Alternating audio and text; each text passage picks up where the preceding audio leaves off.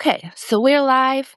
Everybody, hi, I am here today with Savant Moore. He is running for the Texas Comptroller, which is the chief financial officer of the state of Texas. Basically, if you don't know what the Texas Comptroller does, that's basically like a numbers guy. Savant, why don't you kind of tell us in detail what a Comptroller of Texas does? Just so Yeah, everybody kinda understands. well, one, hey, thank you for doing this interview. Obviously, it's the middle of the day. I'm a school teacher, sixth grade. So I'm the chief financial officer of Texas. I manage the state's checkbook. I collect billions in state taxes, but I certify whether the legislator can spend money or not. And basically, all those politicians that give you those promises, I'm the one that says, do we have the money for those promises to happen? I also have to do revenue projections. I got to oversee transparency and spending. My decisions impact school funding, property taxes, roads, broadband, oversee state contracts and business programs. But basically, if Texas has money to spend, the comptroller confirms it. And especially as a teacher, what's so important, I overwatch the vouchers. 42,000 applications, but there's 5 million students that use public education. And so I want to prove that we can properly fund public ed. I also want to restore the Texas Hub program. The acting comptroller, he ended that program. We have to make sure that women businesses, minority owned businesses, and veterans without disabilities have an opportunity to get a state contract. Now, the Texas Hub program wasn't a guarantee that you could get a state contract. But what I want to do, you know how politicians come and see you when they want your vote? I want to continue to see you while I'm elected in Austin by having workshops to educate you how to properly get qualified so that your business could become a subcontractor. And the definite goal is for you to become a primary contractor. Because when you become that contractor, you're going to hire someone that looks like you. And what happens? They're going to spend that money in their community and that money's gonna come back to the state, and it's a full circle. Everybody's happy. I'm also over broadband. There's a lot of rural areas that do Yeah. not have broadband currently, and we have federal funding that we're not using properly. Now, all of a sudden, the acting comptroller is starting to try to use some because he's running for office, but people haven't been using the money. So I want to make sure that I want to audit every single agency because we got to see where this money is going. Why are we 49th in the nation for quality of life, 50th for healthcare, 47th for high school education, 47th for spending for education, 42nd for public education? We have a $338 billion budget. So it's not that we have a money problem, we have priority problems. To, quickly answer your question. Yeah, yeah, absolutely, and I would say, just I know that was a rhetorical question, but, that's the result of 30 years of Republican rule in Texas, and, that's what we get from that. But I'm glad you brought up the HUB program because, the HUB program, the Republicans in the comptroller's office, Kelly Hancock specifically, he canceled the HUB program because, it was racism, it was targeted towards, minority and immigrant owned businesses because they're racist. At the end of the day, it didn't just hurt, black and brown businesses and immigrant businesses. It hurt veteran owned businesses and it hurt women owned businesses. And, I don't think that they think about that, like especially with these DEI programs that veterans especially, reap the rewards from these programs, most of all.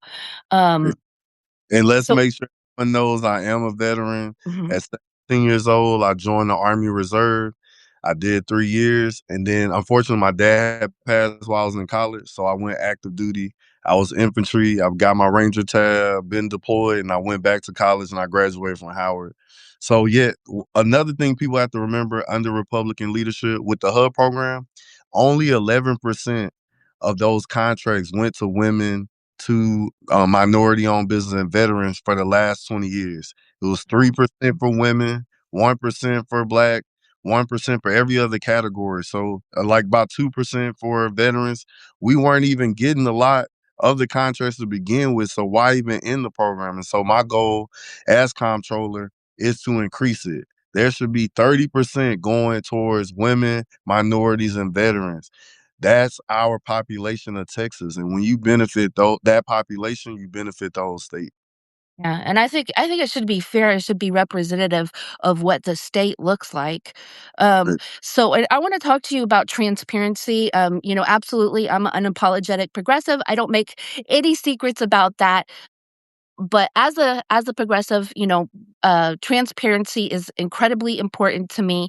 And one thing that you and I have had conversations about this before is in the oil and gas industry. A lot of that taxes and the revenue for parts of the school fund, the what do they call it, the permanent fund, goes through the comptroller. And there's a lot of questions about how much transparency there is on the comptroller's end when it comes to the oil and gas industry. And so, if you're elected comptroller, like what would be your role in transparency for the fossil fuel industry? Well, for me, I have no ties to any corporation. I'm truly independent.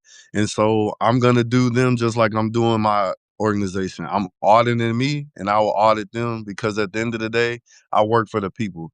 Y'all elected me to do a job.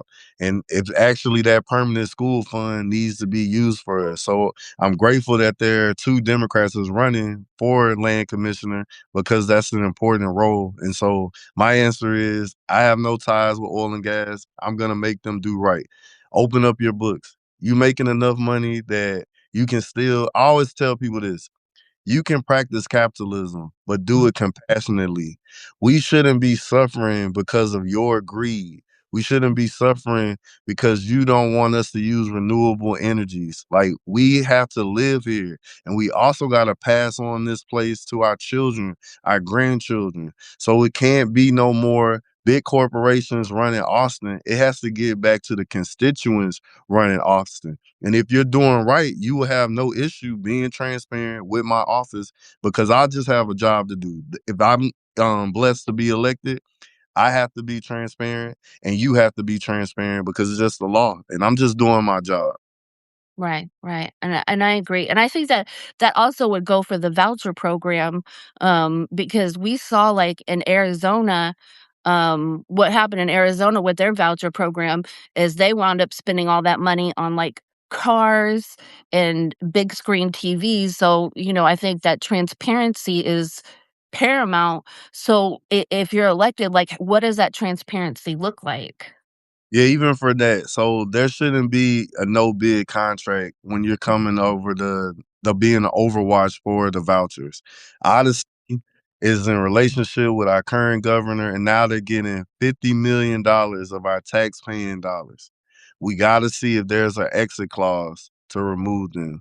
We also have to be cognizant of our rural communities. I was just in East Texas. The closest place they could go is Lufkin, and they can only use the voucher at a daycare or K through 8. It's not even a high school option. So we have to overwatch this program. Now, any Texan that wants to use it, I'm going to do my job and be fidelity. But we should not be letting the outside Texas companies come in here and just be getting rich off of something that's not even being used by the majority of Texans. Mhm. Yeah, yeah. And that program is estimated. I know they're doing 1 billion starting this year, but it's estimated to balloon to 10 billion by the year 2030. So would you have, like, I know there's a dashboard right now on the comptroller's office, but it's very, like, hard to understand. Have you seen their dashboard? It's very hard. And so one good thing is after I graduated from college, I went and learned how to code and I Mhm. worked at Accenture and so I could build an app in 3 to 30 days. So I wanted to get all the nerds like me to make it where that dashboard is accessible to seniors and you can understand it if you was 10 years old. We Yeah. have to be that transparent and we have to reach people where they are. There's multiple languages that's spoken in our state. Everybody's not going to go to the website. So am I sending them text messages? Do they have my emails? And am I visiting their community so they can physically know what is going on? Because we're only doing the budget every 2 years. That got to change, right? So you have to be very transparent. But I want to modernize that website so that Yeah. everyone knows where their tax-paying dollars are going. Because we work too hard. Like I before I was teaching, I was a truck driver, right? I worked too hard on 12-hour to really 16-hour days getting people products across the state. I want to know where my taxpaying dollars going because oftentimes I do not see it in my community. And me driving all over the state, I always say two things. Texas is a very beautiful place, but there's also a lot of neglect. And that Mhm. neglect has been under Republican leadership. Just me knowing that almost 80 counties don't have a hospital and some people are having to drive 30, 60, 100 miles if they have an emergency, not being allowed to use Medicaid in their own Republican ran county, that's a problem. It shouldn't be a partisan issue. That should just be what happened when Texas was just a friendly state and we all just practice Southern hospitality. We've gotten away from our values and we got to get back to that.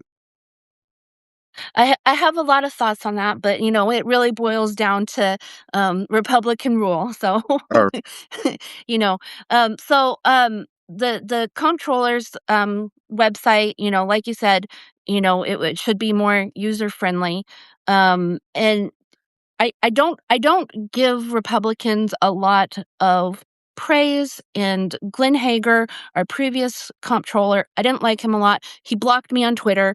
I don't even know why. I just noticed I was blocked one day. But one thing I will say that he did was he did put out a lot of reports mhm, about, things that were going on in the state, financially or different aspects that, maybe um Texas taxpayer would wanna know about. Would you foresee yourself doing something similar, quarterly or monthly, or how would so you? so my first report will come out at my first 100 days. After the first 100 days, to make sure that 3,000 employees on the same page and I got all the numbers, but I will be putting it out monthly after that once I'm, in the office. But it's important. You can't run off something and then not actually do it. Like, so you have to be transparent. And most people don't know about this office, right? And so it's important for me to stay in communication because people they're early voting for me right now, right? And so in November, when we win and we flip this seat because a blue wave is coming, they're gonna want to still be in communication with me. And so that's what I will do. Yeah, absolutely. And I'm glad to hear about that. So, I wanna talk about something that happened recently. And this happened online. It was kind of an ugly episode. Um,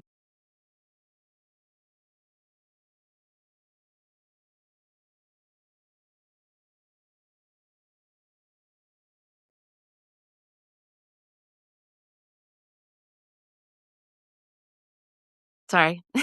I told you my kids today are home because it's a teacher work day, and so I had my door shut and somebody left it It'll open, be the so same thing yeah. if they on a break right now. So, So yeah, just give me, like, 2 seconds.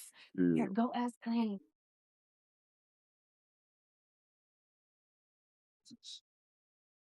To everybody watching, make sure you go vote.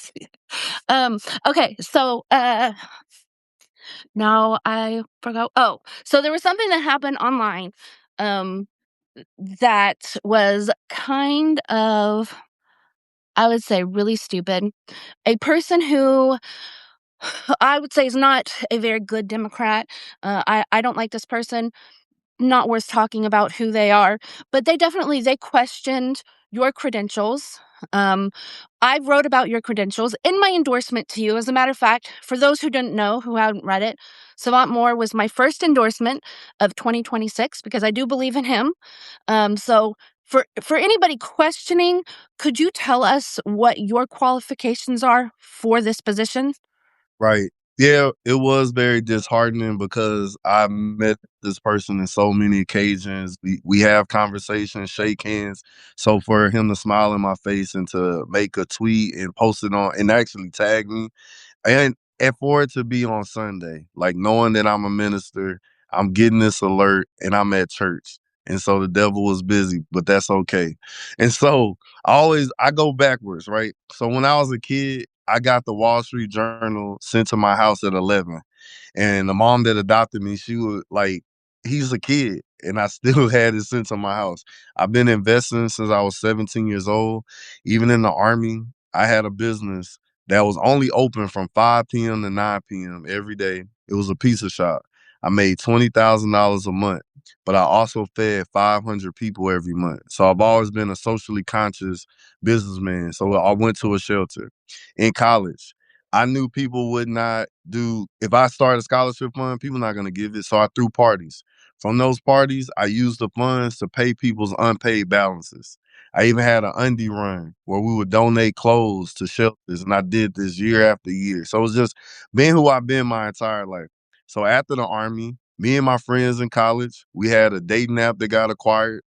Then I built a cleaning business over 7 states. Then I moved to Texas. I built a logistic company all over the state of Texas.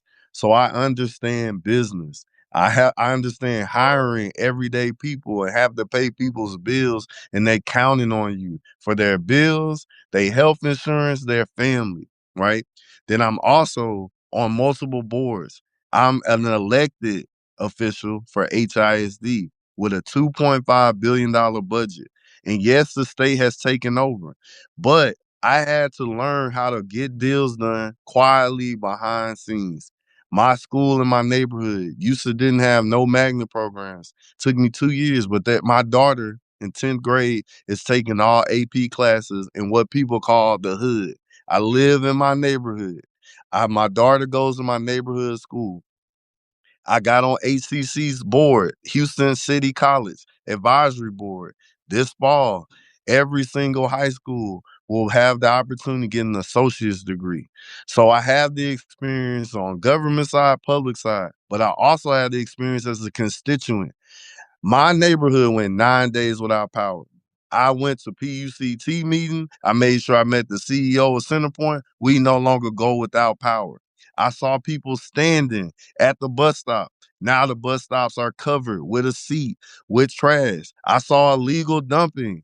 We cleaned the illegal dumping. I go to City Hall. I go to Commissioner. I am heavily involved. I'm also the activist. I have been at the Capitol building with my megaphone fighting for public education. Right now, why am I in this teacher room? Because as a trustee, we look at everything from the macro. And when you come into the school, everybody's on point. They're going to do what they're supposed to do. But now that I'm a teacher in this classroom, you see the issues and we see that we need more funding from the state. So for anyone to question my qualifications, this has been my entire life. And so I try to tell people before you even knew who I was fighting for you. And now that you know who I am, continue to fight for you in Austin. And every friend that messaged me for that individual, what did I say? Pray for him and God bless. Yeah, and I like it, and I like that you know, went high and you held your head up, and I really appreciate that about you. And one thing that you didn't mention that I think is another plus out of all of the candidates in the race, you were the only one that has written a book on personal finance, and you can find it on Amazon. I And did so at I least think that's an accomplishment. Um, right. Yeah, my daughter wrote a book first at 8. She got it's called Pages of Life, and she wrote poetry. So I was like, I gotta write a book. And so I just wanted to encourage people to do good with their finance because a lot of people they're living paycheck to paycheck. mhm, And so I wanted to give them those resources. And that's another thing I will do as your comptroller. I will have free financial literacy classes because we also have the Promise Fund. So that you could start paying now to get today's price for a Texas public school versus you paying the enormous price is going to be 18 years from now. So there's all these programs that we have access to. I want to help people be able to afford a house. Like Texas needs to thrive for everyone, not just a few. yeah, I agree wholeheartedly. And so I know, you are there in the classroom and you don't have a whole lot of time, and I've got, children Right. here because the school wanted to stick me with a teacher's workday on a Friday. Right. So, as we wrap it up, why don't you tell me what are your top, 3 priorities if you're elected? All right. One is to make sure that y'all go early vote. I think we got to get people excited. So I met a lot of new voters taking the pictures at the polling place. So that is important. One, I also want to make sure that this office is very transparent. I cannot be listening to the governor. I can't be listening to the legislator. I have to listen to the Texas people. And so I will have an advisory board, one with data scientists, economists, economists and finance experts, but also people from the community regardless of your race, your creed, your sexual orientation, whether you're from the Panhandle, West Texas, East Texas, from the South Border, are you from my city in Houston? I want everyone on this board so you can report to me, hey, what is missing from where you live? Because I'm in Austin, it's a full time job. And lastly, I'm going to restore Texas Hub, and I'm going to make sure that we have free Wi-Fi within 2 miles of every school because that's going to help with our babies getting better educated, and that's going to help with those rural communities where they can use telehealth where they can pay their bills, where they can do what they need to do to provide for their family. And I just encourage everyone, if you have not voted, to please go vote. Avoid the long lines. Make sure when you go that you say you're wanting to vote for the Democrat primary. And make sure on those screens that you find Savant Moore. In the top 5 counties, my name is #1. So I don't know if that's luck. I don't know if that's God, but some positive energy is working out for me so I can't wait to be the first black man in history, 160 years. It's never been a black man. And the first Democrat in 26 years to win this election and to represent you well. I will not let you down. And if I do anything wrong, we know that Lone Star Left will hold me accountable. And Yes. so, and lastly, remember that I'm progressive. We try conservatism. I'm conservative in a lot of things, especially when it comes to money. I say I'm gonna be like Dave Ramsey. I'm not gonna do nothing stupid. But in government, we gotta be progressive because in the room, everyone has to be represented. We can no longer be exclusive. It has to become an inclusive Texas because every single Texan matters. And we gotta stop being disrespectful to one another. You may not want me to run. You may feel that I'm unqualified, but you don't have to tweet about it. You don't have to put it on threads. What you need to be saying is go vote for Democrats and let the crowd choose who that they feel is the best candidate. And Yeah. regardless, if your candidate does not win in November, still go and vote because you're still a Democrat. And we cannot afford another Republican winning this election, especially in my race. When there's a person that has a ranch that used to be used to abuse children. When we have another person that's running that race that was considered the worst state senator in our state. When we have another person that is tied in with oil and gas. There are some powerful people that want these individuals to win because they know that they'll represent corporations and not you. And Yep. so I need you to know that Texas deserves more. You deserve more. And the only way for that to change is for us to vote. 100%. Thank you so much for saying that. This weekend, you guys, is the only weekend you guys will have available to early vote. So if Saturday and Sunday is the only time you have off to vote, then this weekend is the weekend to do it. And there's 7 days left of early voting, and then election day is the Tuesday after that, which is March 3rd. So get out there and vote. I will be voting for Savant Moore. Thanks. I hope you do too. But like he said, in November, vote for whoever is on the ballot that's a Democrat because we don't need no more Republicans. No more Republicans because they're all corrupt, every single one of them. And I hope it is Savant Moore who is on the ballot in November. And Savant, you have my vote. Thank you so much for joining me today, and I look forward to seeing you again. All right. Have a good one. Back to Okay. teaching. Yeah. And thank have a y'all good voting. Friday. make Texas better together. All right. Pe- Bye bye. uh,